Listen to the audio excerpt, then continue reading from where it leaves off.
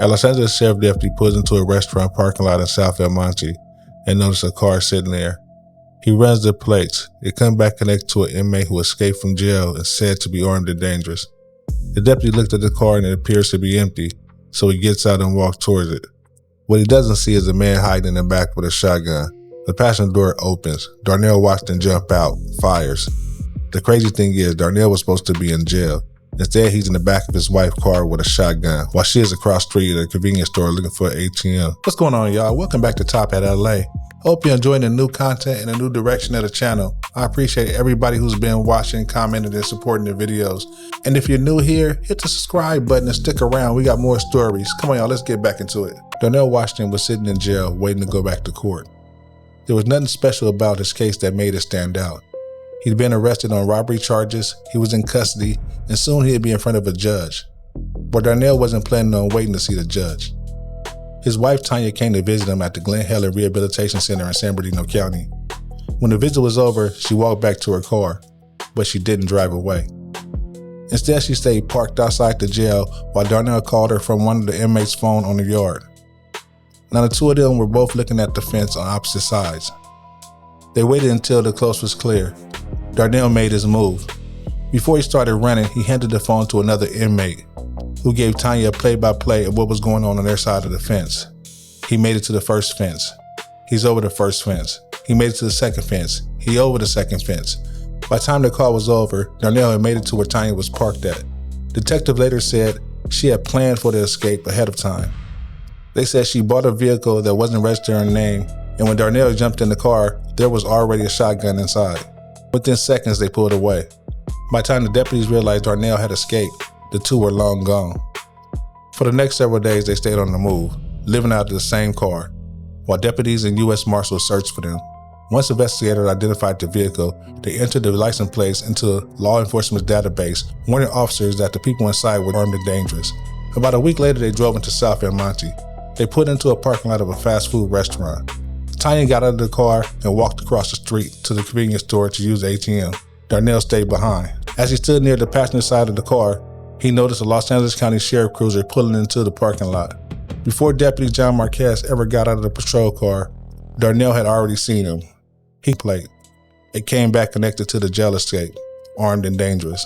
From where he was standing though, the car looked empty, so he stepped out to check it out, as Marquez immediately returned fire. Darnell ran between rows of parked cars and headed towards the convenience store where Tania had gone. Deputy Marquez chased after him. Then Darnell suddenly stopped. He turned around, dropped to one knee, raised a shotgun, and fired again. This time Deputy Marquez was hit. Deputy Marquez had been shot, but Darnell and Tania were still on the run. Stopped them or just couldn't find them. Darnell wasn't waiting around to find out. He moved on. Another driver was pulling into a nearby neighborhood where they came across a woman outside her home. He forced her back inside at gunpoint and made her get the keys to the car that was sitting in the driveway. Her family was inside while all this was happening. Once they had the keys, Darnell and Tania got in the car and disappeared again. By the time deputies got there, they were gone. That wasn't the end of it. Over the next several weeks, they kept moving. They didn't stay in one city very long. Investigators would later connect them to more robberies and stolen vehicles as they worked their way north through California. One of those stops was Pinole, California, where police said they robbed a Kmart before taking off. By now, police departments all over California were sharing information, trying to figure out police. By the time Tania and Darnell got there, they had already been on the run for weeks.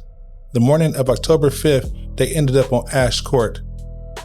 That's where they crossed paths with Susie Ko. Susie was 55 years old. She had retired after spending years as a kindergarten teacher. She was also a mother of 4. Sometime that morning, Darnell went inside Susie Ko's house, and when he came out, Susie had been stabbed 21 times. Darnell and Tania got into Susie's 2011 Subaru Outback and drove away. For investigators, everything changed. This wasn't just a manhunt anymore. Now they're looking for 2 fugitives connected to a murder, and they still had no idea where they was headed next. Darnell and Tania kept driving. By the time they left Hercules, they had put hundreds of miles between themselves and California. Their plan was simple: keep moving. A few days later, they made it all the way to SeaTac, Washington, just outside Seattle. But they were still driving Susie Ko's Subaru, and that car was about to bring everything to an end. Police spotted the Subaru and tried to stop it. Instead of pulling over, Tania hit the gas. Police said she drove straight into the patrol car and tried to force her way out.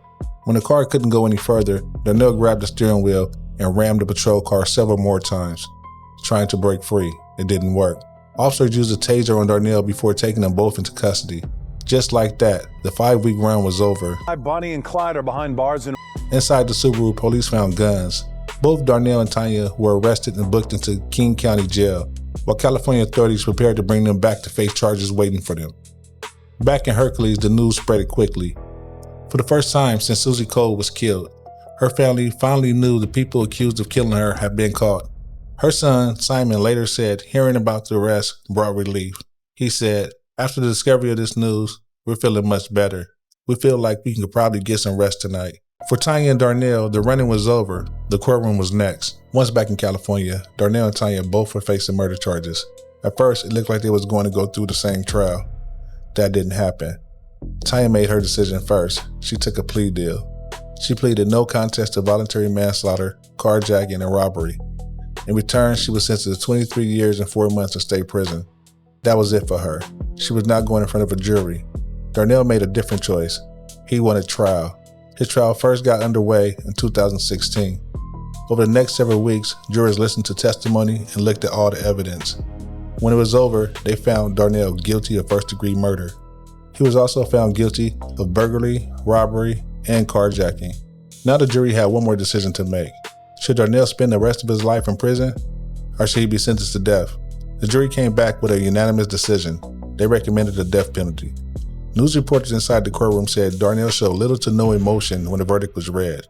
Afterward, Susie Ko's son, Simon, spoke to reporters. He said, "We are very excited, very relieved to move forward now that justice has been served." A few months later, the judge made it official. Darnell Washington was sentenced to death. Tania went to state prison. Darnell went to death row.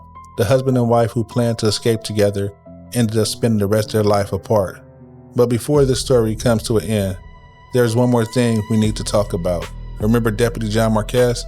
He just lost sentenced. Years later, the judge ordered Darnell to stand trial for the attempted murder of Deputy Marquez. So even if Darnell was sentenced to death for Susie Ko's murder, that case still wasn't over. Today, Darnell Washington remains on California's death row at San Quentin. Tania Washington is serving the prison sentence she received after taking her plea deal. That's where their story ends. But this story was never about them. It started with an escape and ended with a murder. And somewhere in the middle, a lot of lives was changed forever. Deputy Marquez survived. The Susie Ko didn't. She lost her life. That's the part of the story that keeps coming back. One decision turned into another, then another, until a woman who had nothing to do with any of it was gone. And that's what makes this case so tragic. Not how it started, but how it ended.